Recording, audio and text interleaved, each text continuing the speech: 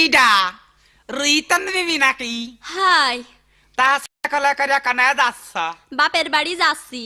শুনলাম তোমার স্বামী নাকি তোমার ছাড়িয়া দিয়ে আছে। হাই রে ভাই যাইরু আমার ছাড়ি দিয়েছে। ভাই কয় না ভাই কয় না ভাই কলে বুকির মধ্যে না কিরাম ঠেকে ওঠে।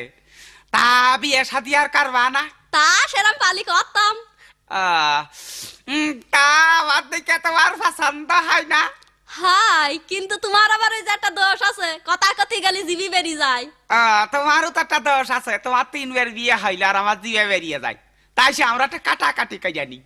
কিডা রুইতন বিবি নাকি? তাই তো আমার রুইতন কার সাথে গল্প করতেছে? হ্যাঁ ও কিডা?